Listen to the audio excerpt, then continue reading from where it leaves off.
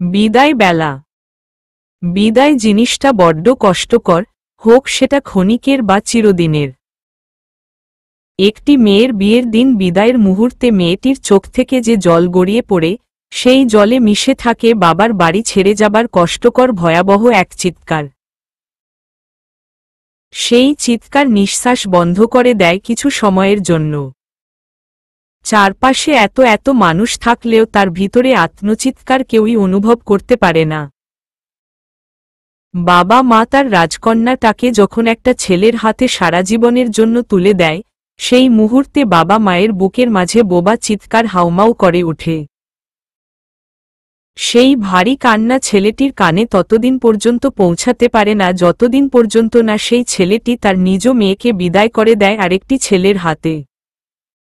মেয়েদের জীবন এক অদ্ভুত জীবন, যেই জীবনটাকে মরণের সীমা পর্যন্ত এগিয়ে নিতে নিতে নানান রকম স্যাক্রিফাইস করতে হয়।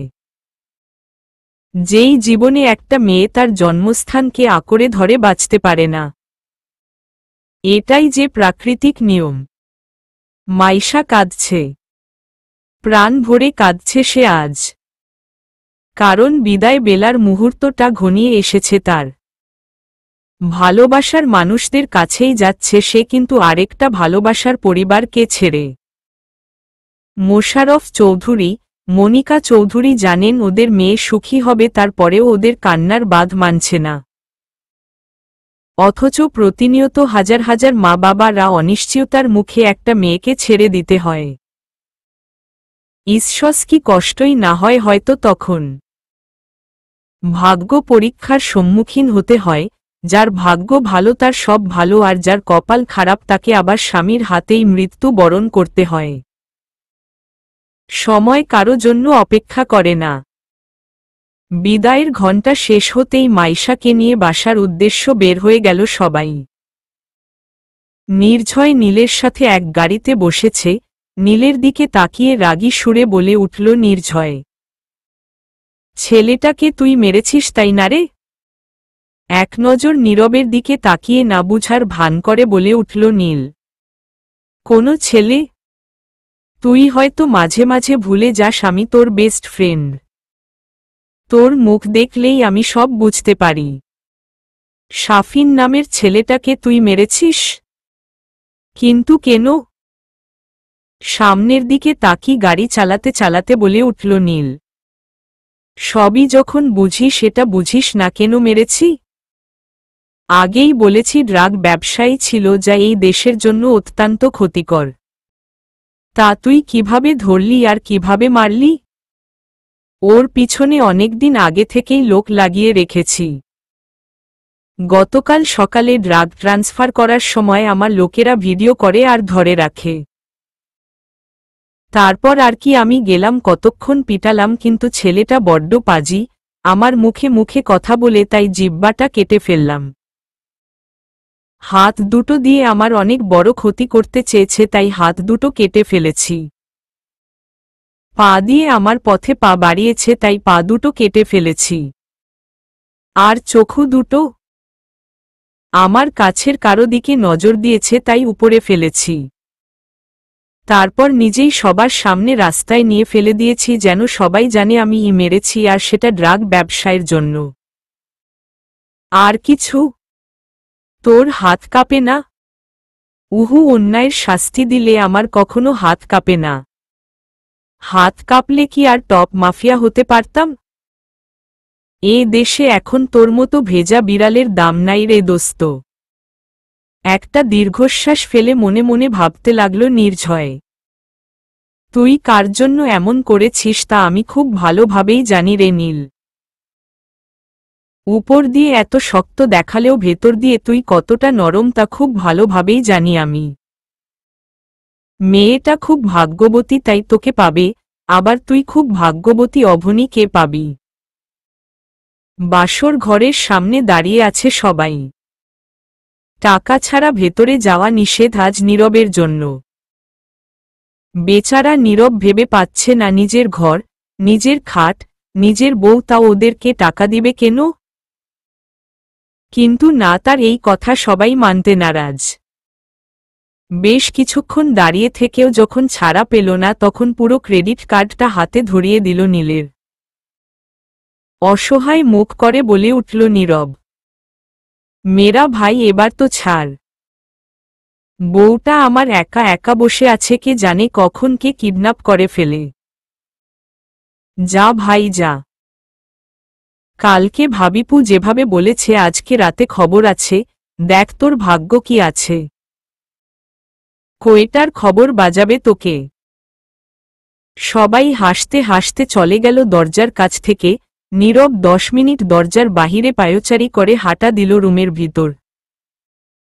কিছুদিন পর নীলা আহমেদের রুমের পাশ দিয়ে যাচ্ছিল অভনী। রুমের ভিতর থেকে কারো ডাকে দাঁড়িয়ে গেল সে। গুটি গুটি পায়ে ভিতরে গিয়ে দেখল নীলা আহমেদ ডাকছেন ওকে। পাশে গিয়ে বলে উঠল অভনী, জি ফুপু বলুন। আমার কোমরটা অনেক ব্যথা করছে রে মা, একটু মলম লাগিয়ে টিপে দে না।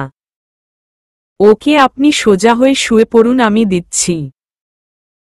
মলমটা হাতে নিয়ে নীলা আহমেদ মালিশ করে দিতে লাগল অভনী। বেশ কিছুক্ষণ হবার পরেই আবারও বলে উঠল নীলা আহমেদ, মাথাটাও ব্যথা করছে রে, একটু মাথাটা টিপে দে। মাথা ব্যথার মলম নিয়ে আবারও মাথা টিপতে লাগল অভনী। অন্যদিকে নীলের কাছে পড়ার সময় হয়ে গেছে। লেট করে গেলে এই গুরুগম্ভীরটা কি করবে কে জানে। অভনীকে ভাবনাতীত রেখেই বলে উঠলেন নীলা আহমেদ, জানিস নিতুর সাথে নীলের বিয়ে ঠিক করা আছে। নীলের ডাক্তারি পড়া শেষ হলেই বিয়ে দিয়ে দিব ওদের। মেয়েটা আমার বড্ড ভালোবাসে নীলকে। নীলও ভালোবাসে, সেই ছোটবেলা থেকেই। মুহূর্তেই চোখের নোনাজলগুলোর বাঁধ ভেঙে গেল অভনীর। এমনটা কেন হচ্ছে? হয়তো মানুষটা নিতু আপুকে ভালোবাসার কথাই বলেছিল। ভালোবাসতেই পারে, এতে আমার খারাপ লাগার কি আছে? আমি কেন ওদের মাঝে বাধা হয়ে দাঁড়াবো যেখানে আমি ওদের বাসার আশ্রিতার সমান? কিন্তু চোখের পানি বড্ড বেঈমান। না চাইতেও বের হবার জন্য যুদ্ধ করতে থাকে। পেছনে ফিরে জলগুলোকে আড়াল করার ব্যর্থ চেষ্টা করছে সে। পাশ থেকে বলে উঠল নীলা আহমেদ, কিরে তুই খুশি হসনি? তোর ভাইয়ের বিয়ে বলে কথা। হুম ফুপু, খুব খুশি। আচ্ছা আপনার ব্যথা কমেছে? আসলে আমার পড়া আছে। এত পড়াশোনা করে কি করবি শুনি বাপু? সেই তো কোনো এক রিকশাওয়ালার গলায় ঝুলে পড়তে হবে। মুচকি হেসে বলে উঠল অভনী।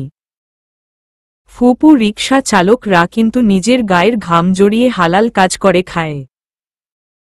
এমন কেউ আমার ভাগ্য থাকলে আমার কোনো আফসোস নাই। তবে পড়াশোনা আমি ছাড়ব না। উঠে হাঁটা ধরল অভনী নিজের রুমের উদ্দেশ্য। তবে মনটা আজ মানছে না। খুব করে কাঁদতে চাইছে সে। নিজের মনের সাথে হাজারো যুদ্ধ করে অবশেষে বই খাতা নিয়ে এগিয়ে গেল নীলের রুমের দিকে। কয়েকদিন পরেই এক্সাম। এখন এসব ভেবে সময় কাটালে হবে না। মেডিকেল কোনো সহজ কথা নয়। আচ্ছা, তোমার মা বাবা কি তোমাকে কোনো কিছুই শেখায়নি? সবার সাথে একসাথে খেতে বসে পড়েছ কেন? জানো না সবাইকে খাইয়ে পড়ে বউদের খেতে হয়? রান্না ভান্না ও তো কিছুই পারো না। বলি, স্বামীর কি বউয়ের হাতে কিছু খেয়ে মন চায় না নাকি বউ? নীলা আহমেদের কথায় হাতে থাকা খাবারের লোকমাটা প্লেটে পড়ে গেল মাইশার। শ্বশুর বাড়ির মতো এই বাড়িটা ভাবে না সে। পরিবারের কেউ ওকে মনে করিয়ে দেয় না এটা ওর ফুপুর বাড়ি নয়, শ্বশুর বাড়ি। কিন্তু কিছু কিছু মানুষের সবার সুখ হজম হয় না। নীলা আহমেদের কথা শুনলেই প্রতিনিয়ত শ্বশুর বাড়ি মনে হয় ওর কাছে। মাইশাকে আনকমফর্টেবল ফিল করতে দেখে পাশ থেকে বলে উঠলেন নিহাল আহমেদ। তুই হয়তো ভুলে যাস নীলা যে ও এই বাড়ির বউ নয়, এই বাড়ির মেয়ে। স্বামীকে পাখা দিয়ে বাতাস করতে করতে খাইয়ে দিয়ে নিজে খেতে বসার মতো আদি নিয়ম এখন আর নেই। নির্ভীর কিছু খাওয়ার ইচ্ছা হলে অবশ্যই মাইশা মা রান্না করে দেয়, যা তোর চোখে পড়ে না। ভাইয়া এমন সাফাই গাইতে গাইতেই না একসময় এই মেয়ে গাড়ে উঠে সব নিজের নামে নিয়ে নেয়। ফুপু মাইশাদের কম নেই যে ও আমাদের তার জন্য বসে থাকবে। তুমি হয়তো ভুলে যাও যে ওকে। নীরব। দেখেছিস এখনই বউয়ের সাফাই গায়ে। দেখবি দেখবি একদিন সব নিজের হাতের মুঠোয় করে নিবে এই মেয়ে। মাইশা আর খেতে পারছে না। চোখ দিয়ে টপটপ করে পানি পড়ছে। পাশ থেকে রাগী গলায় বলে উঠল নীলিমা আহমেদ চৌধুরী। দিদি তুমি কি মেয়েটাকে একটু শান্তিও দিবে না? মেয়েরা বিয়ের পর নিজের পুরো পরিবারটাকে রেখে স্বামীর বাড়ি আসে। পরিবারের জন্য এমনিতেই মন খারাপ থাকে। তার মধ্যে তোমার এমন গিন্নিগিরি কথা কতটা হার্ট করে বোঝো না তুমি? আস্তে আস্তে সব শিখিয়ে দিব আমি আমার মেয়েকে। আমার কথা এখন হজম হচ্ছে না, পড়ে বুঝবা। নীলা ভাঙা ভাঙা গলায় বলে উঠল নীলের দাদি মিসেস নাহিদা আহমেদ। আচ্ছা তুই যাস না কেন এখনো?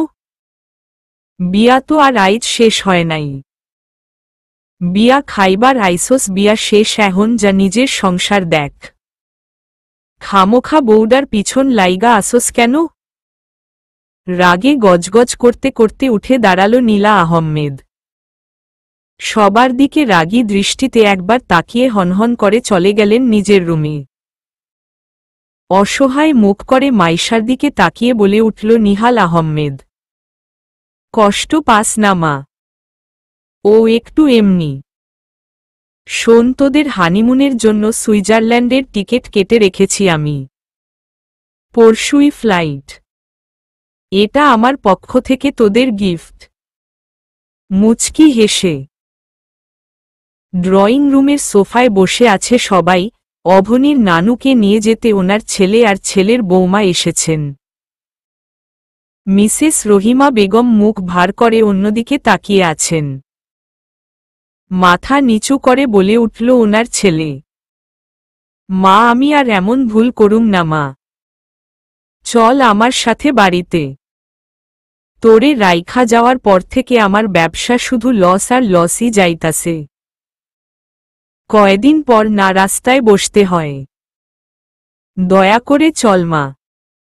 তাচ্ছিল্যের হাসি দিয়ে বলে উঠলেন মিসেস রহিমা বেগম।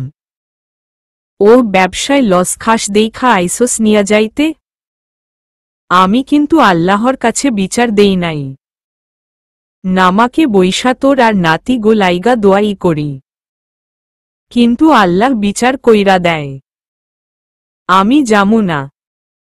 আমি এইহানেই মেলা ভালা আছি। তোর সাথে জামু পরে আবার আমারে ফালাইয়া দিবি, তখন তো আমি আর আমার এই সোনার টুকরা ছেলে মেয়ে নাতি নাতনি গো পামু না। না না, আমি যামু না তোর সাথে। যাবি মা তুই আমাদের সাথে। তুই আমার মা, আমার সাথে না গিয়ে এখানে থাকবি কেন? পাশ থেকে হালকা চিল্লিয়ে বলে উঠলেন Nihal Ahmed. Enough is enough me. Rahman, আপনার মা কোনো খেলনার পুতুল নয় যে যখন মন চাইবে জোর করে ফেলে দেবেন, যখন মন চাইবে ঘরে তুলবেন। উনি আপনার সাথে যেতে চাইলে বাধা দিতাম না, কিন্তু উনি যেতে চাইছে না মানে যাবে না। দেখুন কেমন সন্তান আপনি। আপনার মা আপনাকে বিশ্বাস করতে পারে না, কখন না কখন আবার বৃদ্ধাশ্রমে নিয়ে যান। কিন্তু এই মেয়েটা অভনীকে দেখিয়ে আর ওর মাকে বিশ্বাস করতে পারে, কারণ এতদিনে তারা যতটুকু খেতে পেরেছে ততটুকুই ওনাকে সাথে নিয়ে খেয়েছে। এই জন্যই বলে একবার বিশ্বাস ভেঙে গেলে তা যত আপন মানুষই হোক না কেন তা আর জোড়া লাগে না। সো ভালোই ভালোই খেয়ে দিয়ে চলে যান। আপনার মতো ছেলেদের দেখলে ঘৃণা হয় আমার। আমি মইরা গেলে আমার লাশটা নিয়া যাইস, আর মন না চাইলে না নিলে আরো ভালা, কিন্তু তার আগে আমি যামু না। মনে করি সাজ থাইকাই তোর মা মইরা গেছে। রহিমা বেগম উঠে নিজের রুমে চলে গেলেন। ওনার ছেলে আর বৌমা উঠে চলে যেতে নিলে পিছন থেকে বলে উঠল অভনী, প্রকৃতি কখনো তার প্রতিশোধ নিতে ভুলে না। দেখুন আপনাদের ভাগ্য কি আছে। আজ অভনীর মেডিকেলের ভর্তি এক্সাম। রাতে সবকিছু নীলের কাছে একবার রিভাইস দিয়েছে সে। সকাল থেকে ওর থেকে পরিবারের সবার ওয়েজনা যেন বেশি। নীলিমা আহমেদ অভনী তৈরি হতে হতে নিজের হাতে খাইয়ে দিলেন অভনীকে। শাহেরা বেগম বিনুনি করে দিচ্ছেন লম্বা চুলগুলো। নিহাল আহমেদ আর নীল দুজনেই তাড়া দিয়ে যাচ্ছে প্রতিনিয়ত। আগে আগে পৌঁছে যাওয়াটাই বেশ ভালো বলে মনে হচ্ছে ওদের। অভনী যেন ছোটবেলার প্রথম এক্সাম দেবার এক্সাইটমেন্টে চলে গেছে আজ। সবার কাছ থেকে দোয়া আর বিদায় নিয়ে বেরিয়ে গেল নীল আর নিহাল আহমেদের সাথে। সারা রাস্তায় নীল অভনীকে টুকটাক বুঝিয়ে দিয়েছে আবারও সবকিছু। এক নজরে নীলের দিকে কিছুক্ষণ তাকিয়ে আছে অভনী। ভালো প্রিপারেশনের পিছনে মানুষটার অবদান বলা বাহুল্য, কিন্তু কোনো এক অজানা কারণে নীলের দিকে তাকালে বুকটা বেশ চিনচিনে ব্যথা অনুভব হয় তার। বারবার মনে হয়, আচ্ছা সত্যিই কি উনি নিতু আপুকে ভালোবাসেন? সত্যিই কি নিতু আপুর সাথে বিয়ে ঠিক? ভার্সিটির লাইব্রেরিতে বসে একমনে বই পড়ছে নির্ঝয়। Hello mister নির্ঝয়। কারো জোরে চিল্লানোর শব্দে ভ্রু জোড়া কুঁচকে পিছনে তাকালো সে। মেরুন কালারের শাড়ির সাথে হাতে মেরুন কালারের চুড়ি মেয়েটার। মুখে রাগী আভা ফুটিয়ে তুলে বলে উঠল নির্ঝয়, আমি কি বয়রা নাকি যে এভাবে ডাকতে হবে?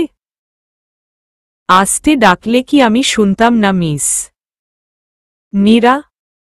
পাশের চেয়ারে বসতে বসতে বলে উঠল নীরা, যদি না শুনেন তাই তো ডাকলাম। তাছাড়া আপনি তো কানা, সেটা সেদিন শপিং মলেই বুঝেছি। বয়রা কিনা পরীক্ষা করে দেখতে দোষ কি? পরে যদি আবার আমাদের টোনাটুনি কানা বা বয়রা হয়?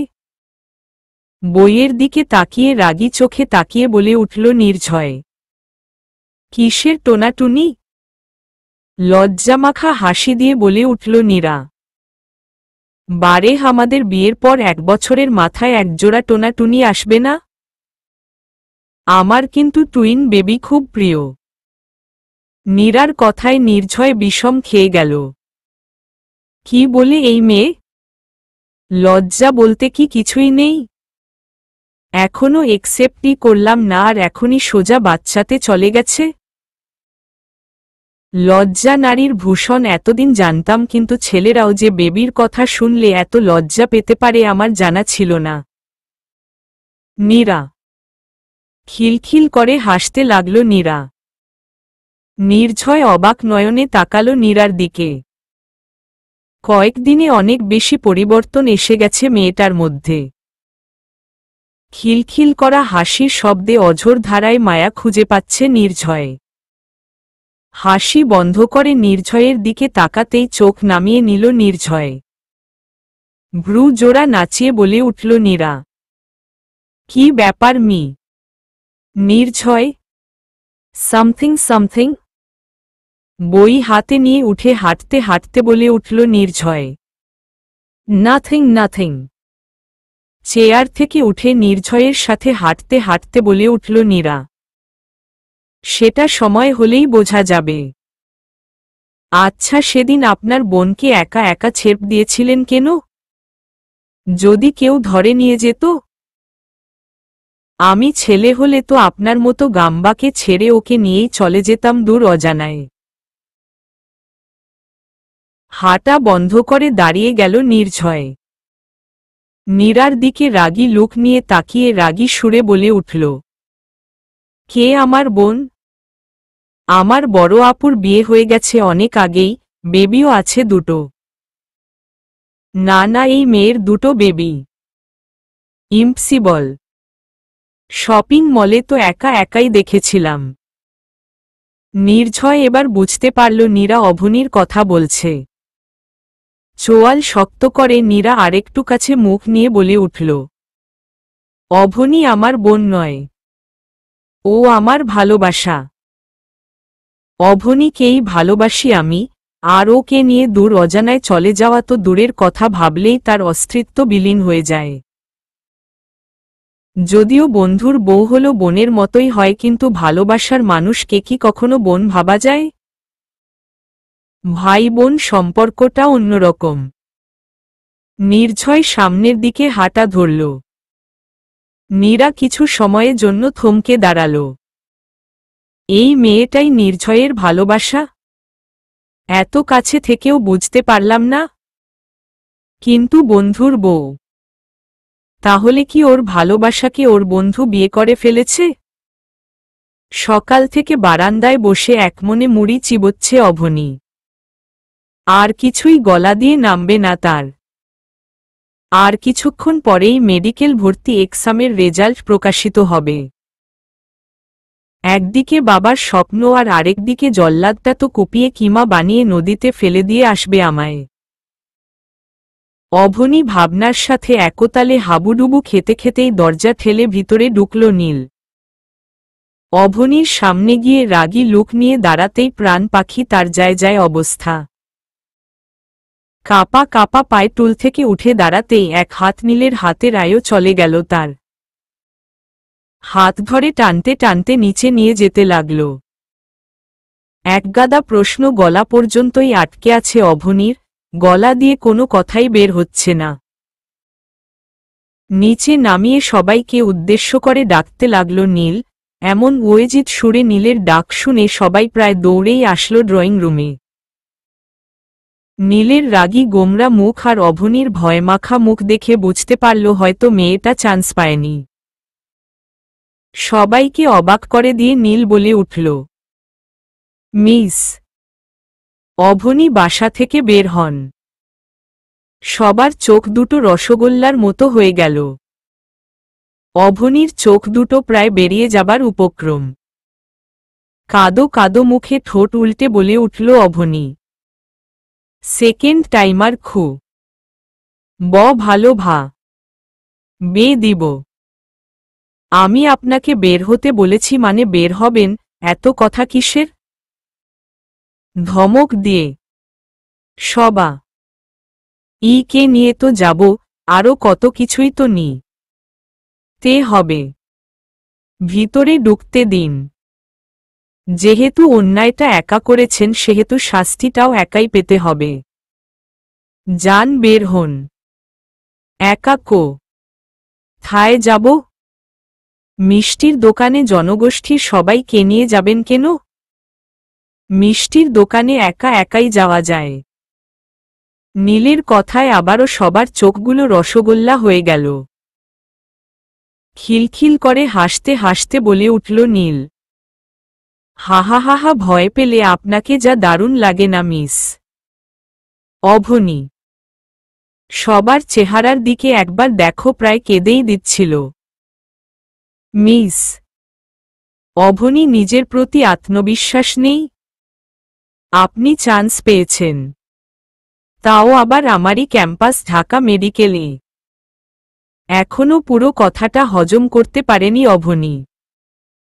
বার কয়েক মাথায় ঘুরপাক খেতেই চিল্লিয়ে লাফিয়ে উঠল অভনি। সাথে পুরো পরিবার। সাহেরা বেগমের চোখে চিকচিক করা জলগুলো গড়িয়ে পড়ছেন বাধাহীনভাবে। নানি আর দাদিকে নিয়ে ঘুরছে অনবরত। টাটকা হলুদ রঙের সেলোয়ার কামিজগুলোও প্রতিনিয়ত দুল খেয়ে যাচ্ছে অভনির সাথে সাথে। বাবার স্বপ্ন পূরণ করার লক্ষ্যে আরও একধাপ এগিয়ে গেছে সে। সময় কি সব সময় একরকম থাকে? কান্নার পরই তো ঝাঁপিয়ে পড়ে একদল গভীর সুখ। স্কুলের গেট থেকে বের হতেই একটা কালো গাড়ি এসে সামনে দাঁড়ালো আরিহার। আচমকা এমন হওয়ায় ভয় চোখ দুটো বন্ধ করে নিল সে। কিন্তু কিছু বুঝার আগেই মুখ চেপে গাড়িতে নিয়ে বসিয়ে দিল কেউ একজন তাকে। চোখ খুলে সামনে তাকাতেই দেখতে পেল মাহিব ওর সিট বেল্ট লাগাতে লাগাতে মিটমিট করে হাসছে। মাহিবকে ধাক্কা দিয়ে দূরে সরিয়ে দিয়ে গুটিসুটি মেরে বসে পড়ল সিটে। রাগী দৃষ্টিতে মাহিবের দিকে তাকিয়ে বলে উঠল আরিহা, আমাকে কিডন্যাপ করছেন কেন? আমি কিন্তু এখন চিল্লাব। তো চিল্লাও। না করছে কে? ডেবিল মার্কা হাসি দিয়ে গাড়ি ড্রাইভ করতে শুরু করল মাহিব। মাহিবের দিকে এক নজর তাকিয়ে চিল্লিয়ে উঠল আরিহা, আহোহো বাঁচাও। আমার হিরো কই তুমি? বাঁচাও। ভিলেন আমায় কিডন্যাপ করে নিয়ে যাচ্ছে, বাঁচাও। হিরো নিজেই যখন কিডন্যাপ করে তখন অন্য কোনো ভিলেন আসতে পারে না কাছে। চিল্লিয়ে গলা ভেঙে ফেললেও তোমার কোনো কথাই বাহিরে যাবে না মিস টুনটুনি। মুচকি হেসে, হোয়াট ইজ দিস টুনটুনি? আমি মোটেও টুনটুনি নই। কোথায় নিয়ে যাচ্ছেন আমায় আগে সেটা বলুন। তুমি তো শিশু, তাই শিশু পার্কে নিয়ে যাচ্ছি। একদম শিশু শিশু করবেন না। ক্লাস 10-এ উঠে যাব আমি কিছুদিন পর। মুখ ভেঙচি দিয়ে গাড়ি থামি আরিহার দিকে আরেকটু ঝুঁকে বলে উঠল মাহিব, ও রিয়েলি? তুমি শিশু নও? আচ্ছা, তোমার তো খুব ইচ্ছা প্রেম করে ক্লাস না করে বয়ফ্রেন্ডের সাথে উড়াল দিতে, তাহলে চলো না প্রেমটা করেই ফেলি। চোখ টিপ দিয়ে, না হচ্ছি কি সব কথা আপনার? খুব পচা আওনি। আপনার সাথে যাব না আমি। আমি শিশু শিশুই ভালো। দূরে সরেন আমার থেকে। হুহু করে হেসে গাড়ি ড্রাইভ করতে শুরু করল মাহিব। নীলদের বাসার সামনে এসেই বলে উঠল, এই যে মিস টুনটুনি, নামুন এবার গাড়ি থেকে। দেখুন আপনাকে কোথায় নিয়ে এসেছি। নীল ভাইয়া কল দিয়ে বলল বিধায় নিয়ে আসলাম, না হলে আপনার মতো ঝগড়ুটে কে আমি তো জীবনেও নিয়ে আসতাম না। হেসে, কি হহ আমি ঝগড়ুটে? কোমরে হাত দিয়ে, তা নয়তো কি? তবে ক্লাস 9 কিন্তু অনেক বড় আমার, কিন্তু আসো 7-এরই একটা গার্লফ্রেন্ড ছিল। চোখ টিপ দিয়ে মাহিব হনহনিয়ে বাসার ভিতরে চলে যেতে লাগল। আরিহা ভ্রু কুচকে তার যাওয়ার দিকে তাকিয়ে বিড়বিড় করে বলে উঠল, কি বিচ্ছু ছেলেরে বাবা। হালকা গোলাপি কালারে সাদা সুতোয় কাজ করা সুতি শাড়ি আর চোখে গাঢ় কাজল, ঠোঁটে হালকা লিপস্টিক দিয়ে তৈরি হয়ে নিল অভনি। আজ ওরিয়েন্টেশন প্রোগ্রাম। যেহেতু ক্যাম্পাসে প্রথম দিন তাই স্পেশাল একটু বেশি। তার সাথে রয়েছে শরীরের প্রতিটি শিরা উপশিরায় টান টান উত্তেজনা। শাড়ির কুচি ধরে সিঁড়ি দিয়ে নামতে নামতেই চোখ গেল ডাইনিং টেবিলে জুসের গ্লাস হাতে নিয়ে বসে থাকা অসাধারণ সুদর্শন পুরুষটির দিকে। এক হাতে মোবাইল টিপতে টিপতে আরেক হাতে জুস খাচ্ছে সে। আচ্ছা, ছেলেটা এত সুন্দর কেন? এক বস্তা মায়া এসে ভর করে থাকে কেন সবসময় মানুষটার মধ্যে? ক্যাম্পাসে কি মেয়েদের ক্রাশ খাওয়ানোর জন্যই এভাবে যান নাকি? উনি কি জানেন না ছেলেদের সুন্দর হতে নেই? সুন্দর তো হতে হয় মেয়েদের, না হলে মেয়েদের কোনো দামই থাকে না। আর চোখে নীলের দিকে তাকিয়েই মায়ের রুমের দিকে হাঁটা দিল অভনি। ডাইনিং টেবিল থেকে উঠতে উঠতে বলে উঠল নীল, আমি গাড়িতে গিয়ে বসছি, 5 মিনিটের মধ্যে চলে আসুন। অভনি টুপ করে দাঁড়িয়ে গেল। মানুষটা তো আমার দিকে তাকায়নি, তাহলে বুঝল কিভাবে আমি এখানে? আমার মতো আর চোখেই দেখছিল। মা, নানু আর ছোট মায়ের কাছ থেকে বিদায় নিয়ে হাঁটা দিল গাড়ির উদ্দেশ্য। হোয়াইট রঙের শার্টের সাথে কালো প্যান্টের পকেটে এক হাত ঢুকিয়ে মোবাইল টিপছে নীল। সারাক্ষণ ছেলেটা এত মোবাইলে কি করে বুঝতে পারে না অভনী। চোখ থেকে কালো সানগ্লাসটা খুলে ধীর পায়ে অভনীর কাছে এগিয়ে গিয়ে কানের পাশে ফিসফিস করে বলে উঠল নীল, এভাবে তাকাবেন না, নজর লেগে যাবে। চাইলে সারা জীবনের জন্য উনলিমি করে রাখতে পারেন। চোখ জোড়া বন্ধ হয়ে গেল অভনীর। আবারও সানগ্লাসটা চোখে লাগিয়ে হনহন করে হেঁটে চলে গেল গাড়ির ভিতর নীল। অভনী মূর্তি হয়ে দাঁড়িয়ে আছে। নীলের কোনো কথা কান অবধি পৌঁছালেও মাথা অবধি পৌঁছায়নি তার। নীল হুট করে এতটা কাছে চলে আসবে বুঝতে পারেনি সে। শরীর কাঁপছে অনবরত। চোখের পাপড়ি দুটো এক হয়ে চোখ দুটো বন্ধ করে দিয়েছে। গাড়ির হর্নের শব্দে ঘোর কাটল অভনীর। নিজের মাথায় নিজেই আস্তে করে চড় দিয়ে হাঁটা ধরল গাড়ির উদ্দেশ্য। সারা রাস্তায় একবারও অভনীর দিকে তাকায়নি নীল।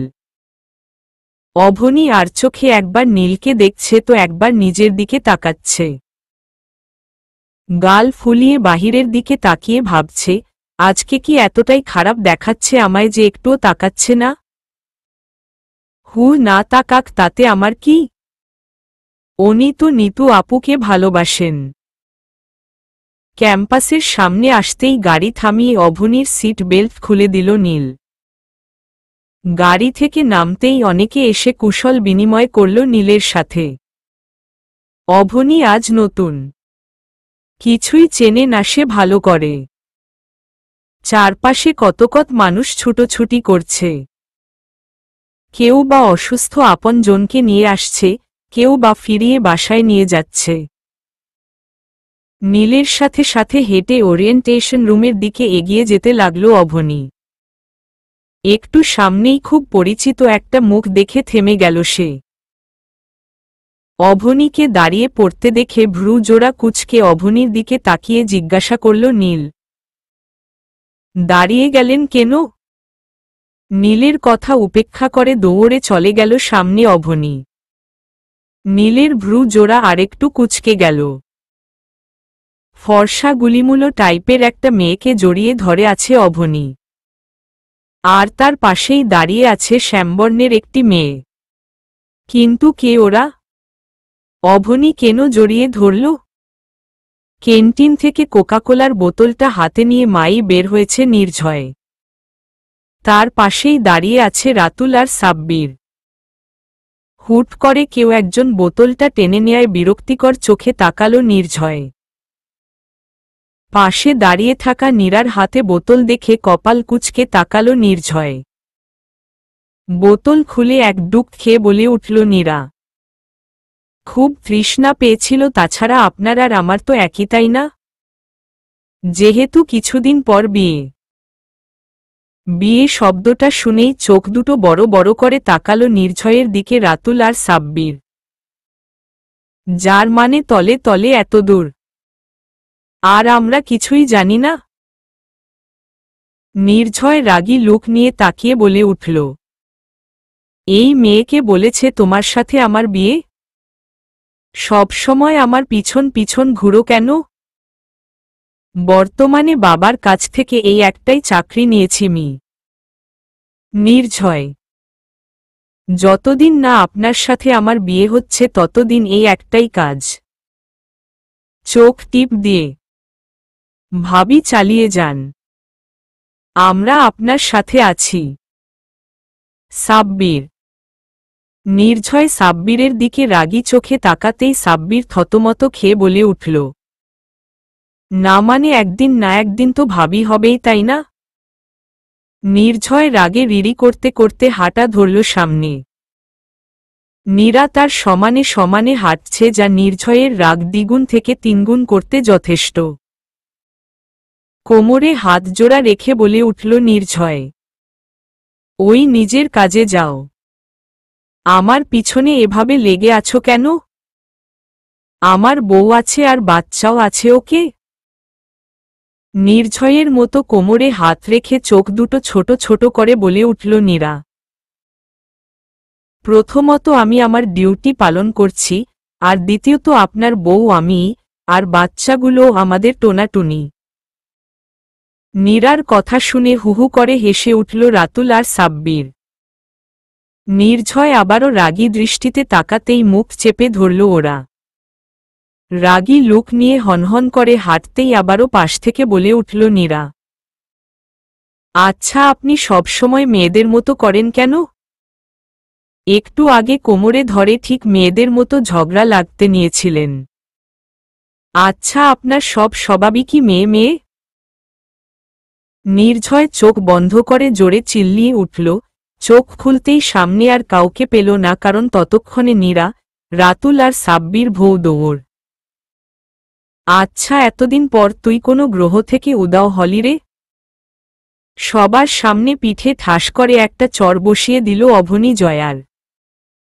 জয়া কাদো কাদো মুখ করে তাকাতেই বলে উঠল অভনী, আগে আগে এইসব বলে নিজের দোষ চাপা দিতে চাস?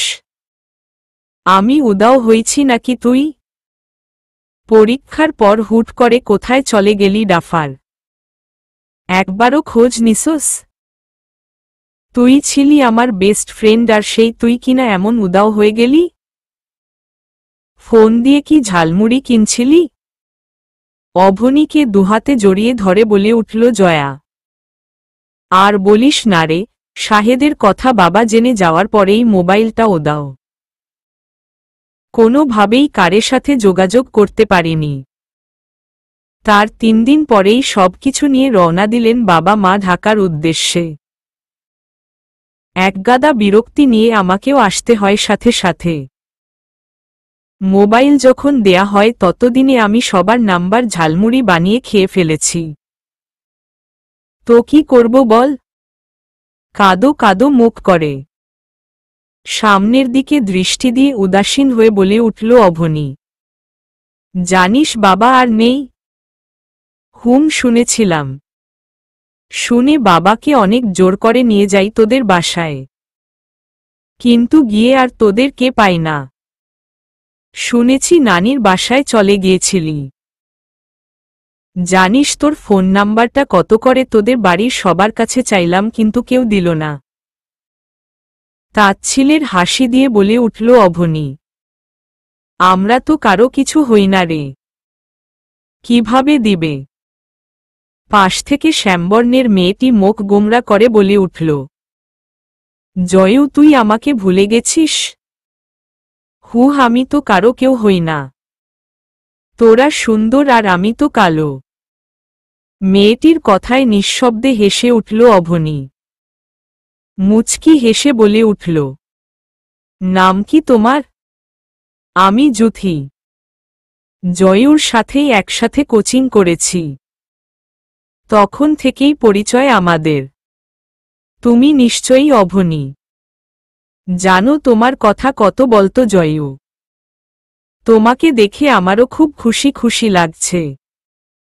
কিন্তু জয়ু হারামিটা ভুলে গেছে আমায়। জুথির কথায় ফিক করে হেসে উঠল অভনী। মেয়েটা যে একটু বেশি কথা বলে তা বেশ বুঝতে পারছে সে। হাসি বন্ধ করে যখন কিছু বলতে যাবে তখনই পুরো ওরিয়েন্টেশন রুমে শব্দ করে কেউ একজন বলে উঠল, সাইলেন্ট প্লিজ। এখন আপনাদের সামনে বক্তব্য রাখবেন এই মেডিকেল কলেজের একজন সুনামধন্য ডক্টর মো. হাফিজুর রহমান। লম্বা আকারের ফর্সা ডক্টরটি গুটি গুটি পায়ে এগিয়ে এলেন বক্তৃতা দেবার জন্য। অভনী ডক্টরটিকে দেখে কয়েক সেকেন্ডের জন্য অবাক হল, কারণ ওর মনে হচ্ছে এই লোকটা কেউ চেনে। বেশ কিছুক্ষণ চিন্তার জগতে থাকার পর সে উন্বেষণ করল নীলের অ্যাক্সিডেন্টের পর হসপিটালে এই লোকটাই ওকে সহানুভূতি দেখিয়েছিল। একটা দীর্ঘশ্বাস ফেলে মনোযোগ দিল অভনী সামনে ফুলের বেরির আবরণে বক্তৃতা দেবার উদ্দেশ্যে দাঁড়িয়ে থাকা ডক্টরটির দিকে। স্পষ্ট সুরে বলে উঠলেন উনি, আসসালামু আলাইকুম এভরিওয়ান, হাউ আর ইউ? সবাই চিল্লিয়ে জানান দিল ওরা ভালো আছে। অবশ্য ভালো থাকারই কথা।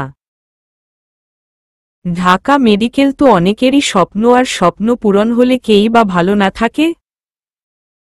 স্বপ্ন ছোঁয়া যায় না, তবুও মানুষ সেটা পূরণ করার জন্য হাজারো খাটুনি খেটে যায়। একে একে কয়েকজন ডক্টর বক্তব্য রাখার পর কয়েকজন স্টুডেন্টও বক্তব্য রাখল।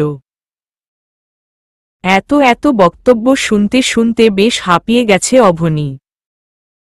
জয়ার ব্যাগে রাখা জুসের বোতলটা টুপ করে টেনে হাতে নিয়ে খাওয়া শুরু করল।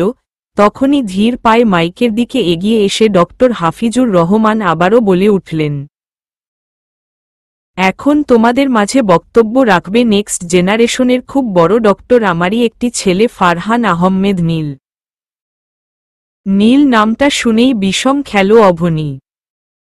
মুখে থাকা জুসগুলো ছিটকে গিয়ে পড়ল জয়ার জামার উপরে। জয়া রাগী চোখে তাকাতেই মিষ্টি করে হেসে বলে উঠল অভনী, আমিই তো দোস্ত, এতদিন পর একটু জুস পড়লে কি হয়। আসসালামু আলাইকুম গাইস, কেমন আছো সবাই? নীলের কণ্ঠ শুনে সামনের দিকে তাকিয়ে ঠিক হয়ে বসল অভনী, যার অর্থ এতক্ষণ যা হয়েছে হয়েছে, এখন খুব মনোযোগ দিয়ে শুনবে সে নীলের কথাগুলো।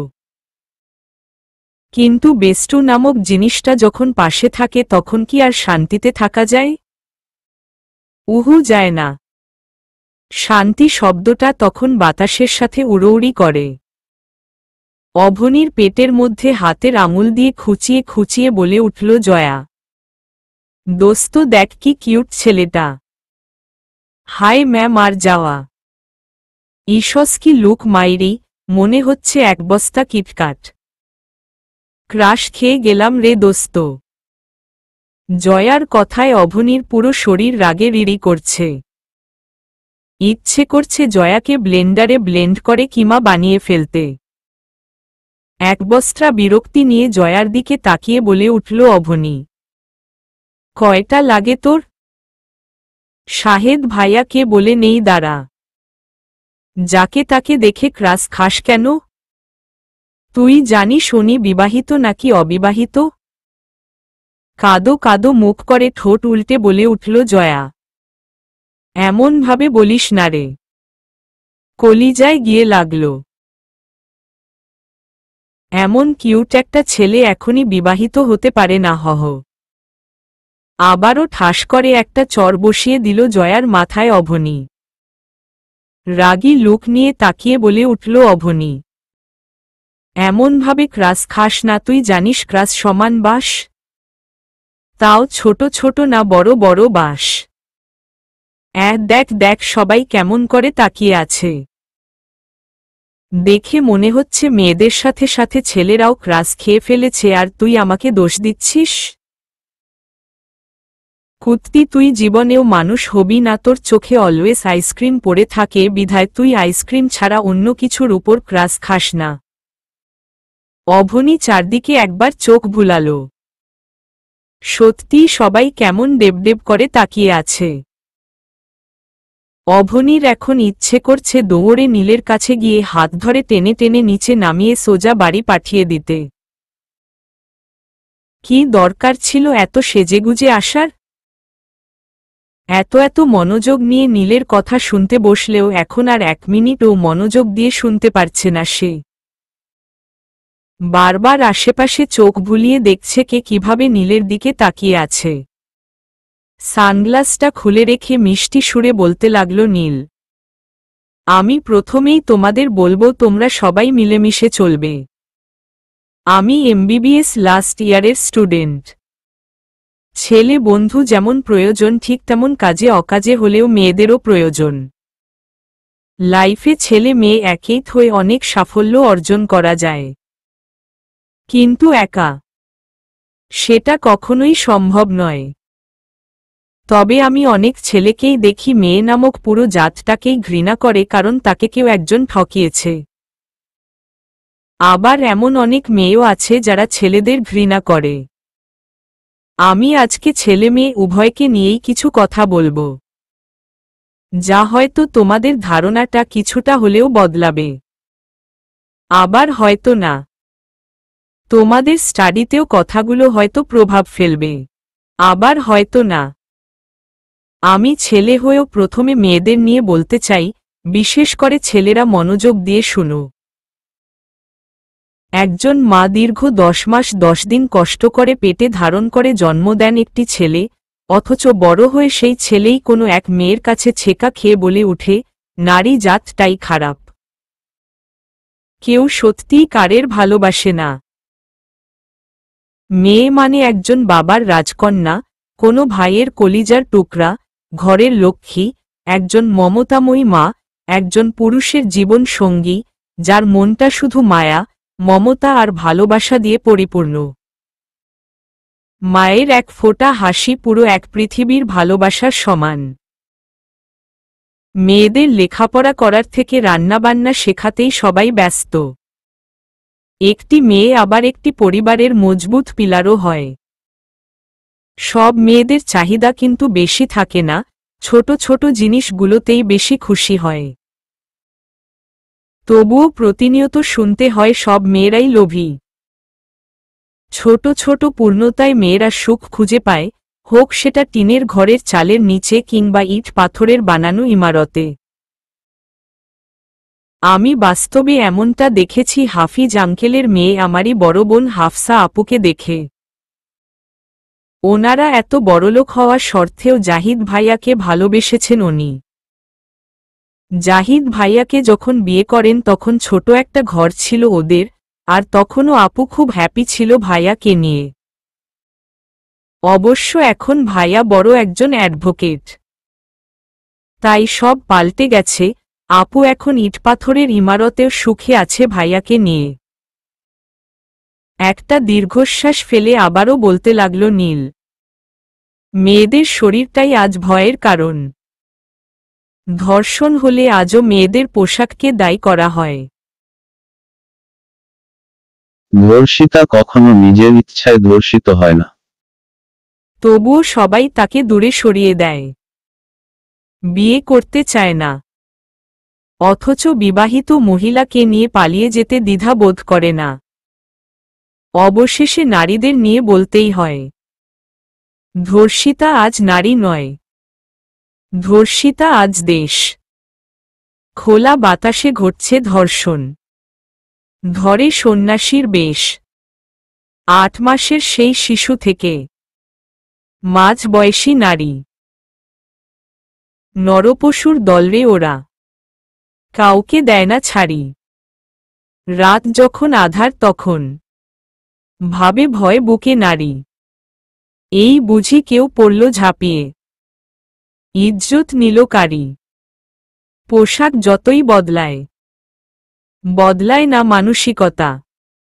মানসিকতা যার বিগৃহীত, সুযোগ পেলেই চেপে ধরে তাকে হিংসতা। যে গুরু করে শিক্ষাদান, সেও যদি হয় দানব। এমন শিক্ষা চাই না তবে, মূর্খই থাক মানব। এটাই কি তাহলে স্বাধীন দেশ? যেথায় নেই নিরাপত্তা, চাঁদের চেয়ে আলোকিত নারী নিজেকে করে হত্যা। এটাই যদি স্বাধীনতা হয়, কারে বলে পরাধীনতা? অমানবিক এই হিস্র দেশে মোরা চাই না স্বাধীনতা। হাততালির শব্দে বিমোহিত হয়ে গেছে চারদিকে। অভনির ঘোর কাটল মায়। মানুষ তার কথা শুনতে শুনতে কখন যে কল্পনার জগতে চলে গেল বুঝতেই পারেনি সে। একটু নড়েচড়ে দাঁড়িয়ে মুচকি হেসে আবারও বলে উঠল নীল, শুধু মেয়েদের নিয়ে বলাতে ছেলেরা কি ক্ষেপে আছে? এখন আমি ছেলেদের নিয়ে বলবো, কারণ সব নারী যেমন এক হয় না ঠিক তেমনি সব পুরুষও এক হয় না। তাই মেয়েদেরও উচিত নয় সব পুরুষকে একরকম তুলনা করা। এখন মেয়েরা মনোযোগ দিয়ে শুনো। কোনো একটা ছেলে তোমাকে ধোঁকা দিল, আর তুমি সাথে সাথে বলে উঠলে ছেলে জাতটাই খারাপ। অথচ তোমার নিজেরই বাবা, ভাইয়া আছে। ছেলেদের জীবন মানে একটা সংগ্রাম আর অনেক ত্যাগ। জন্মের পর থেকেই ছেলেদের মাথায় প্রতিষ্ঠিত হবার বিষ ঢুকিয়ে দেয়া হয়। কারণ প্রতিষ্ঠিত হতে না পারলে সমাজে কোনো মর্যাদা থাকবে না। কোনো বাবাও তার মেয়েকে অপ্রতিষ্ঠিত ছেলের কাছে বিয়ে দিবে না। মধ্যবিত্ত পরিবারে একটু বড় হলেই ধরতে হয় আনাড়ি হাতে সংসারের হাল। ছেলেদের সৌন্দর্য হল টাকা। যার টাকা আছে তার পিছনে হাজারো মেয়ে লাইন দিয়ে আছে। ছেলেদের সম্মানটাই মাপা হয় টাকার মাপকাঠি দিয়ে। আচ্ছা, ছেলেরা তোমাদের ইভটিজিং করে বলে ছেলেরা খারাপ? অবশ্য এটা ঠিকও না।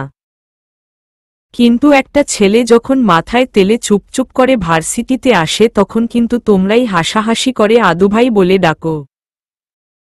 ছেলেরা সহজে কাঁদে না তাই বলে যে ওদের কষ্ট হয় না এমনটা ভাবা ভুল। অ্যাক্সিডেন্ট করে রক্তাক্ত অবস্থায় রাস্তায় পড়ে থাকলেও ছেলেরা কাঁদে না। অথচ নিজের ভালোবাসার মানুষটার একটু কষ্টেই ডুকরে কেঁদে ওঠে। পৃথিবীতে দুধরনের মানুষ খুব অসহায়, রূপ ছাড়া নারী, টাকা ছাড়া পুরুষ। তাই আমি সবশেষে একটা কথাই বলবো, সব ছেলে বা সব মেয়ে এক হয় না।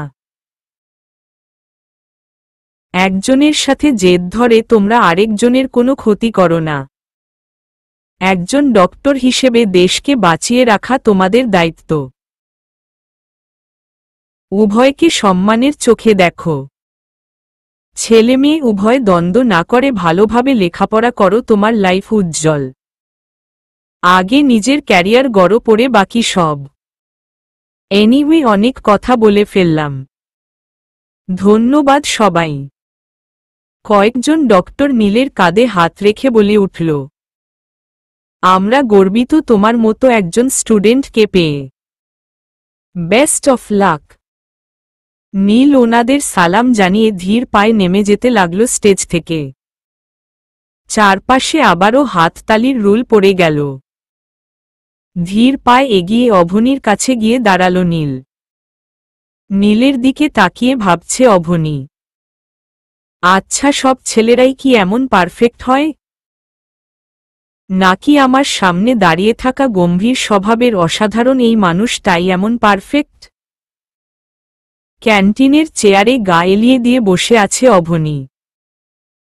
তার ঠিক সামনের চেয়ার দুটোতে টেবিলে মাথা নিচু করে বসে আছে জয়া আর জুথি। বড্ড ক্লান্ত ওরা। মেডিকেল নামক প্যারায় আটকে গেছে যে। মেডিকেল শব্দটা যতটা সহজ তার থেকে হাজার গুণ কঠিন রয়েছে প্যারা।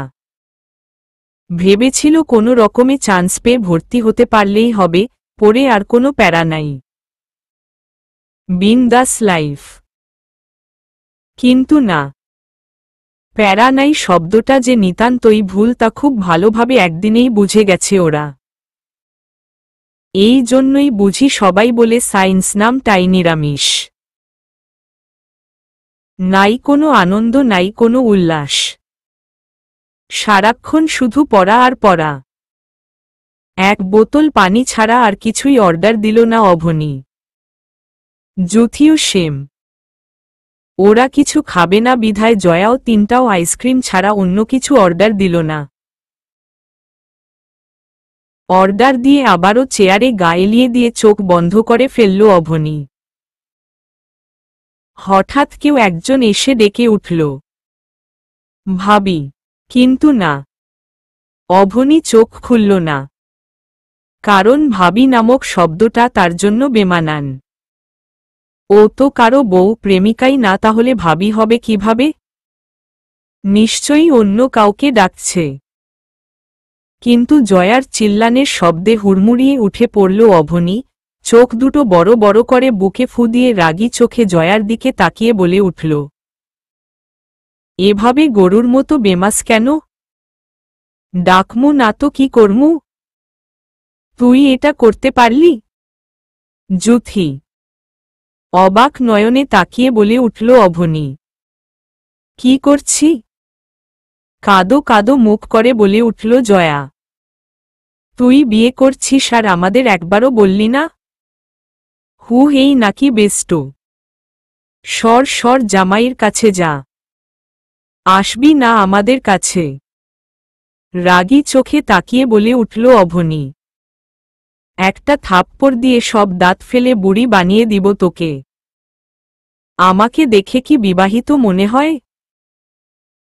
আমার বিয়ে হইছে আমিই জানি না, আর তোরা কি বকবক করছিস? মুখ ভেঙচি কেটে বলে উঠল যুথি। 2 দিন পর শুনমু আমরা খালা হয়ে গেছি আর তুই 2 বাচ্চার মা।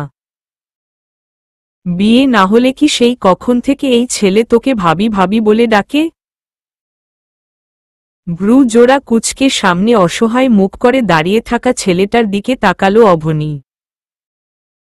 এতক্ষণ ওদের ঝগড়া দেখে ছেলেটা যে অসহায়ত্বে পড়ে গেছে তা ওর মুখে স্পষ্ট। রাগী চোখে তাকিয়ে ছেলেটির কাছে প্রশ্ন ছড়ে দিল অভনি। আপনি আগে কখনো আমায় দেখেছেন? ছেলেটি তুমুল গতিতে মাথা নাড়িয়ে বুঝাতে চাইল না। ছেলেটার দিকে আরেকটু এগিয়ে বলে উঠল অভনি। তাহলে আমি আপনার কোনো জন্মের ভাবি লাগি? হাবলাকান্ত একটা হাসি দিয়ে ছেলেটি বলল। ভাবি? আপনি আমার এই জন্মের ভাবি? ওই পোলা আমি আপনার কোনো ভাইয়ের বউ যে কখন থাইকা ভাবি ভাবি করছেন? চিল্লিয়ে। আমাদের বড় ভাইয়ের ভাবি। থুককু আমাদের বড় ভাইয়ের বউ আর আমাদের ভাবি। এইখান থেকে যাবেন নাকি একটা চড় মেরে সব দাঁত ফেলে দিব? বড় ভাই করতেছেন, বড় ভাইয়ের কি নাম নাই? রাগে রিড়ি করতে করতে টেবিলের উপর মোড়ানো একটা কাগজ রেখে ছেলেটা মুহূর্তের মধ্যে হাওয়া হয়ে গেল। চারদিক দিয়ে চোখ ঘুরিয়ে দেখল অভনি। না, নেই। ছেলেটা আশেপাশের কোনো ঠিকানায় নেই। ছেলেটার এমন দৌড় দেখে জয়া আর যুথি খিলখিল করে হাসতে লাগল। বিরক্তিকর চোখে ওদের দিকে তাকিয়েই আবারও চেয়ারে টুপ করে বসে পড়ল অভনি। এতক্ষণ হয়ে গেল এখনো পানি দিয়ে যাচ্ছে না। ইচ্ছে করছে ইট দিয়ে সবগুলোর মাথা ফাটিয়ে ফেলতে। মন ভরে একটা দীর্ঘশ্বাস ফেলে বাম হাতটা আড়াআড়িভাবে কপালে দিয়ে টেবিলে কনুই রাখতেই চোখ গেল 4 ভাঁজ করে মোড়ানো কাগজটির দিকে। কপাল কুঁচকে আরও এক বস্তা বিরক্তি নিয়ে কাগজটা হাতে নিল অভনি। এতক্ষণে হাসি থামিয়ে তুমুল উৎসাহ নিয়ে তাকিয়ে আছে অভনির দিকে জয়া আর যুথি। গুটি গুটি হাতে মোড়ানো কাগজটা খুলতেই গোলাপি রঙের কালিতে বড় বড় অক্ষরে ফুটে উঠেছে লেখাগুলো। যেথায় একরাশ আবেগ নিয়ে লেখা হয়েছে,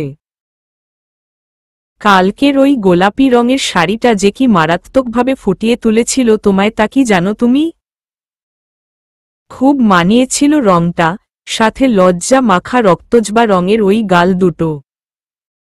ইচ্ছে তো করছিল, থাক না, না বলা কিছু কথা। লজ্জা পাবে তুমি। কোনো একদিন সাগর পাড়ে আমার সামনে বসিয়ে রেখে লজ্জামাখা কথাগুলো না হয় শোনাবো তোমায়। আর তুমি লজ্জায় রক্তজবা বর্ণ ধারণ করে গোলাপের পাপড়ি হয়ে না হয় মুখ লুকাবে আমার বুকে। আর আমি প্রাণ ভরে দেখব তোমায়। কালকে চোখ সরাতে ইচ্ছে না করলেও পুরো ধমে নিজের সাথে যুদ্ধ করে চোখ নামিয়ে রেখেছি আমি। মনে হচ্ছিল এই বুঝি তীব্র গতিতে বুকের ধুকপুকানি শব্দটা তুমি শুনে নাও। শুধু একটা বার ভালোবাসাময় চোখে তাকিও আমার দিকে। সেই চাহনিতেই যে আমি কুপোকাত। সেই চাহনিতে 1000 বার মরতে চাই আমি প্রিয়তমা। ইতি, তোমার ফুসকি সোনার আব্বু। বড় বড় চোখ করে তাকিয়ে আছে অভনি চিঠিটার দিকে। প্রেমপত্র সে প্রথম পায়নি। স্কুল লাইফে বেশ কয়েকবার প্রেমপত্র পেয়েছে সে, কিন্তু এটাকে ঠিক কি সম্বোধন করা যায় তা জানা নেই অভনির। এটা কি আসলেই প্রেমপত্র? কিন্তু হাতের লেখাগুলো বড্ড চেনা চেনা লাগছে তার। তাহলে কি কাছের কেউ? পাশ থেকে চরম উত্তেজনার সহিত মুখে একরাশ প্রশ্নবোধক চিহ্ন ঝুলিয়ে রেখে বলে উঠল জয়া। কি রে? নিশ্চয়ই এটাতে লেখা আছে প্রিয়তমা তোমার দ্বিতীয় নাম্বার বাচ্চাটা তোমাকে ছাড়া ভ্যা ভ্যা করে কাঁদছে, তাড়াতাড়ি চলে আসো। এই জন্যই তুই আমাদের শুনালি না, তাই তো? জয়ার কথায় আবারও বিরক্তিগুলো প্রায় চাপাচাপি করে দৌড়ে এসে ভর করল অভনির মধ্যে। হাতে থাকা কাগজটা ডিলা মেরে দিয়ে দিল জয়ার কোলে। চরম আনন্দে আর প্রশ্নের উত্তরের ঝুলি হাতে পাওয়ায় মুহূর্তেই চোখ দুটো চিকচিক করে উঠল ওদের। কপালে হাত রেখে যখনই টেবিলে কোনোই ছোঁয়াতে যাবে তখনই ক্যান্টিনের কয়েকজন ওয়েটার মিলে পুরো টেবিল ভরে খাবার দিয়ে গেল। কপাল থেকে হাত সরিয়ে অবাক নয়নে তাকালো খাবারগুলোর দিকে। পরমুহূর্তেই চট করে উপরে তাকাতেই কোনো ওয়েটারকে দেখতে পেল না। কপাল কুঁচকে জয়া আর জুথির দিকে তাকাতেই দেখল খুব আনন্দের সহিত চিঠিখানা পড়ছে ওরা। চেয়ার থেকে উঠে দাঁড়িয়ে চিল্লিয়ে ডাকতে লাগলো ওয়েটারদের, কিন্তু না। বেষ্টু নামক দুটি প্রাণী যে সামনে আছে, এত চিল্লানোর শব্দেও ওদের কোনো ভাবান্তর নেই। ওদের দেখে মনে হচ্ছে সামনে এখন কুরুক্ষেত্র ভয় গেলেও এই মুহূর্তে চিঠি শেষ করার আগে তাকানো নিষেধ। চরম আকারের নিঃশেষ। অভনির ডাকে দুজন ওয়েটার দৌড়ে এলো। ভয়মাখা চোখে অভনির দিকে তাকিয়ে বলে উঠল একজন, এনি প্রবলেম ভাবি? ভাবি? এই ভাবি শব্দটা যে এই মুহূর্তে দ্বিগুণ থেকে তিনগুণ রাগ বাড়িয়ে দিচ্ছে তা অভনির চেহারায় স্পষ্ট। রাগে রিরি করতে করতে বলে উঠল সে, ওই কোনো কালের ভাইয়ের বউ আমি আপনাদের? 2 দিন হয়নি আসছি আর এখনই ভাবি হয়ে গেলাম? আপনাদেরকে সেই আধা ঘন্টা যাবৎ পানি দিতে বললাম, অথচ আপনারা আধা ঘন্টা পরেও পানি না দিয়ে ভুল টেবিলে এতগুলো খাবার দিয়ে চলে গেলেন। It's kind of a job. আমতা আমতা করতে করতে বলে উঠল একজন, ভুল টেবিলে না, এটা আপনাদেরই খাবার। বড় ভাই আপনার ছবি দেখিয়ে আমাদের বলে দিয়েছে আপনার কাছ থেকে যেন টাকা না নেই আর ভালো ভালো খাবার দেই, কারণ আপনি ওনার বউ। আর আমাদের ভাবি। What the hell? বড় ভাই? বড় ভাই কে? এই বড় ভাই যে আমার জামাই ক্যাম্পাসের সবাই জানে, অথচ আমিই জানি না। নাম কি ওনার? ওয়েটার কিছু বলার আগেই পাশের চেয়ার থেকে জয়া আর জুথির খিলখিল হাসির শব্দে সবাই একসাথে ভ্রু কুঁচকে তাকালো ওদের দিকে। হাসির রুল থামিয়ে বলে উঠল জুথি, দোস্ত সেই লেভেলের প্রেমপত্র দিয়েছে রে তোর ফুসকি সোনার আব্বু। অভনির পুরো শরীর রাগে রিরি করছে। অপর পাশ থেকে জয়া হাসি থামিয়ে খাবারের দিকে তাকিয়ে বলে উঠল, আও কি কিউট কিউট খাবার। বড় ভাইয়ের পছন্দ আছে বলতে হবে। সেই লেভেলের খাওয়া হবে আজ। কি হলো ভাবি? বসো বসো, খেয়ে নে। ভাবির স্বামী আর আমাদের বড় ভাই আজ প্রথম ট্রিট দিচ্ছে বলে কথা। চোখ টিপ দিয়ে অভনির ইচ্ছে করছে সবগুলো খাবার ওদের গায়ে মেখে দিয়ে গোসল করিয়ে দিতে। রাগে রিরি করতে করতে চেয়ারে রাখা ব্যাগটা নিয়ে ধূপধাপ করে হেঁটে চলে যেতে লাগল ক্যান্টিন থেকে। বেষ্টু নামক জিনিসটাই হয়তো এমন, যখন পচানো হয় পুরো ধমে পচায় একসাথে মিলে। মনে মনে ওদের একগাদা বকা দিতে দিতে হাঁটছে অভনি। না, এই জলহস্তি দুটো আমার বেষ্টু হতে পারে না, কোনো ক্রমেই না। ইচ্ছে করছে ওই বড় ভাইয়ের সাথে এই দুইটা কেউ ব্লেন্ডারে দিয়ে ফিনিশিং করে দেই। জামেলা শেষ। রাগে ফুসফুস করতে করতে ক্যাম্পাসের এক গলির মোড় পার হতে নিলেই একটা খাম্বার সাথে ধাক্কা খেয়ে ধপাস করে খাম্বাটা সাথে নিয়েই নিচে পড়ে গেল অভনি। কিন্তু কপালে কারো ঠোঁটের স্পর্শ পেয়ে চমকে উঠল সে। কোনো খাম্বারও ঠোঁট থাকে? ভাবতেই চোখ জোড়া দিয়ে উপরে তাকাতেই নীলকে দেখে চোখ দুটো রসগোল্লার মতো বড় বড় হয়ে গেল তার। নীলের চোখ দুটোও রসগোল্লা হয়ে আছে। ব্যাপারটা যে আনফরচুনেটলি হয়ে গেছে তা বেশ বুঝতে পারছে ওরা। কিছুক্ষণ ওভাবে থেকে ব্যাপারটা বুঝতে পেরেই তাড়াতাড়ি করে আশেপাশে চোখ ঘুরালো অভনি। চারপাশে এতক্ষণে বেশ কয়েকজন স্টুডেন্ট এসে জমে গেছে। এই মুহূর্তে সব রাগ উদাও হয়ে গিয়ে একড্রাম লজ্জা এসে ভর করেছে অভনির মধ্যে। ইচ্ছে করছে নীলের শার্টের ভিতর মুখ লুকিয়ে লজ্জা নিবারণ করতে, কিন্তু না। এই মুহূর্তে এই কাজটা যে অত্যন্ত বেশি পরিমাণে লজ্জাজনক হবে তা বেশ বুঝতে পারছে সে। অভনি যখন লজ্জায় লাল নীল বেগুনি হতে ব্যস্ত তখনই ওর কানের কাছে গিয়ে ফিসফিসিয়ে বলে উঠল, নীল, আপনার মাথার নিচে আমার হাত মিস।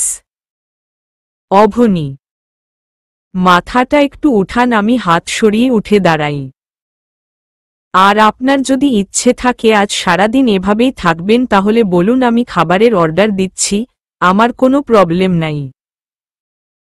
এই মুহূর্তে অভনির ইচ্ছে করছে আল্লাহ মাটি ফাঁক করো, আমি নিচে চলে যাই, নইলে দড়ি ফালাও, আমি উপরে চলে যাই।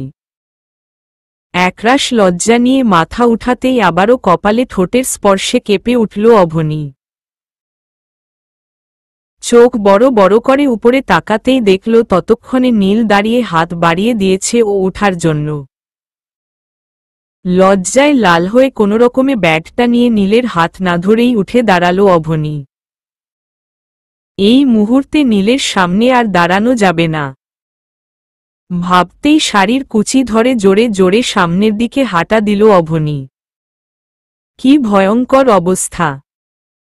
ভাবতেই গা শিউরে উঠছে তার। ইচ্ছে করছে লজ্জায় মাটিতে মিশে যেতে। সকালে ঘুম ভাঙতেই পাশের চেয়ারেটি শার্ট আর প্লাজো পরে থাকা নীরাকে দেখে চমকে উঠল নির্ঝয়। হাত দিয়ে চোখ দুটো ডলে দেখতে চাইল ঘুমের ঘোরে স্বপ্ন দেখছে না তো, কিন্তু না। বারবার করে চোখ ডলেও সামনে ঘুমন্ত এক পরীকে দেখতে পাচ্ছে সে। মেয়েটাকে প্রথম প্রথম একগাদা মেকআপের আড়ালে মায়াবী না লাগলেও এখন খুব বেশিই মায়াবী লাগে নির্ঝয়ের কাছে। ঘুমন্ত অবস্থায় সেই মাটা যেন দ্বিগুণ বাড়িয়ে দিয়েছে। নির্ঝয়ের এখন খুব করে মনে হচ্ছে কি দরকার নিজের মায়াবী চেহারাটাকে মেকআপের আড়ালে রেখে রাখার। নীরার দিক থেকে চোখ সরিয়ে সামনে তাকালো নির্ঝয়। পরক্ষণেই মনে হলো এটা তো ওদের বাসার ওদের ব্যালকনি। এখানে নীরা কিভাবে? ভাবতেই চিল্লিয়ে উঠল নির্ঝয়। নির্ঝয়ের চিল্লানোর শব্দে ঘুম ভেঙে গেল নীরার। আড়মোড়া ভেঙে উঠে দাঁড়িয়ে ঘুমু ঘুমু চোখে বলে উঠল, কি হয়েছে কি? এভাবে চেঁচাচ্ছেন কেন? কি হয়েছে? আপনি আমাদের বাসায় কি করছেন? রেগে নির্ঝয়ের কথায় সাথে সাথেই ঘুমের রেশ কেটে গেল নীরার। চারপাশে চোখ বুলিয়ে দেখল সকাল হয়ে গেছে। এবার কি হবে? বাসায় যাবে কিভাবে? ওর তো রাতেই চলে যাবার কথায়। ঘুম বাবাজির সাথে যুদ্ধ করতে ইচ্ছে করছে নীরার। নির্ঝিয়ের দরজায় টোকা পোড়ায় ভাবনার জালফুটো হয়ে গেল নীরার। দরজার অপর পাশ থেকে বাবার কণ্ঠ শুনে থতমত খেয়ে গেল নির্ঝয়। বাবা যদি দেখে আমার রুমের বারান্দায় একটি মেয়ে তাহলে কি হবে? ছি ছি, কি ভাববে বাবা আমাকে নিয়ে? কিন্তু না, অনবরত ডাকে আর বেশি ভাবতে পারল না নির্ঝয়। বলি উঠল নীরাকে, এইখানে সোজা হয়ে শুয়ে থাকুন যেন বাবা রুমে আসলেও দেখতে না পায় আপনাকে। একদম বের হবেন না এখান থেকে। নীরাকে বলেই তীব্র গতিতে শব্দ করতে থাকা দরজার দিকে এগিয়ে গেল নির্ঝয়। বারবার পিছন ঘুরে ব্যালকনির দিকে তাকাচ্ছে নির্ঝয়। কি এক মারাত্মক পরিস্থিতিতে পড়েছে সে। পাপ না করেও কোনো পাপের ভাগীদার হতে হয় আল্লাহ জানে। ভাবতে ভাবতেই দরজা খুলে দিয়ে মুখে ইনোসেন্ট মার্কা হাসি ঝুলিয়ে বলে উঠল নির্ঝয়, বাবা তু মি? হ্যাঁ আমি। তোর চিল্লানোর শব্দেই তো আসলাম। কি হয়েছে এভাবে গরুর মতো চিল্লিয়েছিস কেন? ও ওই তো নীর। এতটুকু বলেই থেমে গেল নির্ঝয়।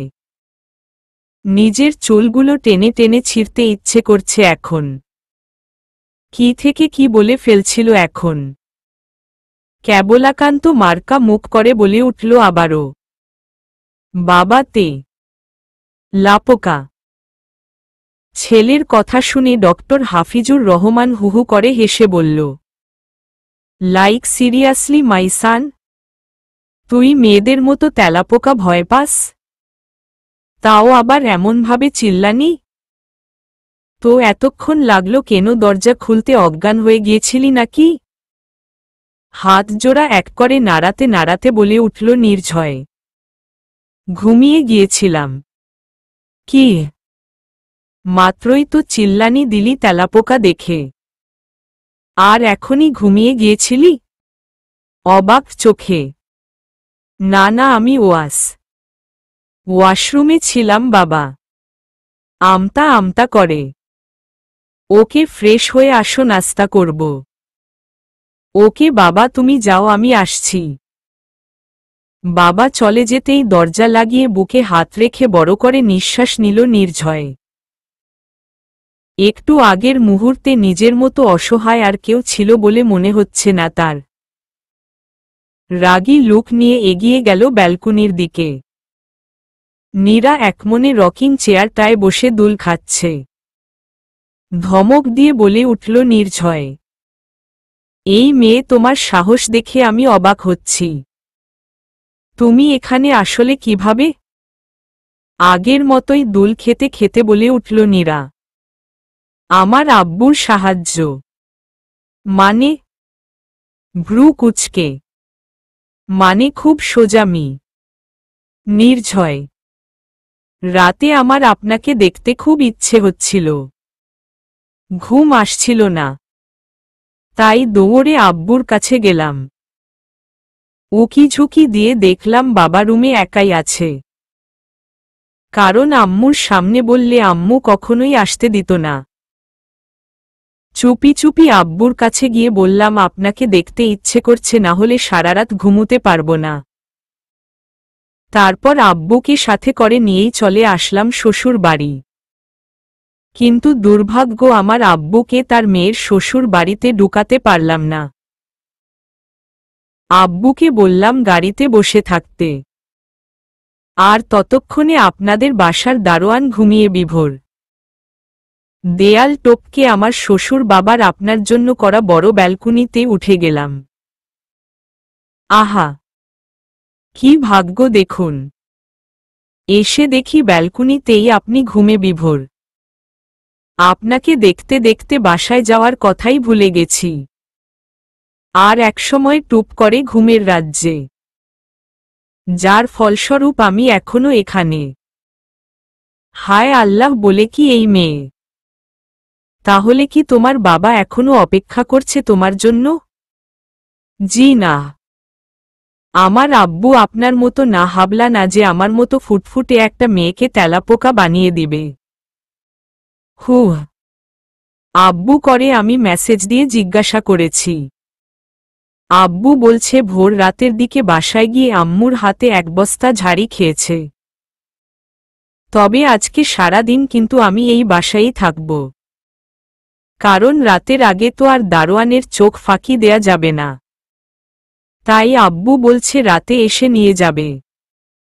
তাই মাইডিয়ার জামাই, আমার জন্য খাবারের ব্যবস্থা করুন। চোখ টিপ দিয়ে নীরার কথাগুলো শুনবার জন্য নির্ঝয় যে একদম প্রস্তুত ছিল না, তা ওর রিয়েকশন বাটন প্রেস করা দেখেই বোঝা যাচ্ছে। মুখে বড় একটা হা করে টুপ করে চেয়ারে বসে পড়েছে সে। চলবে।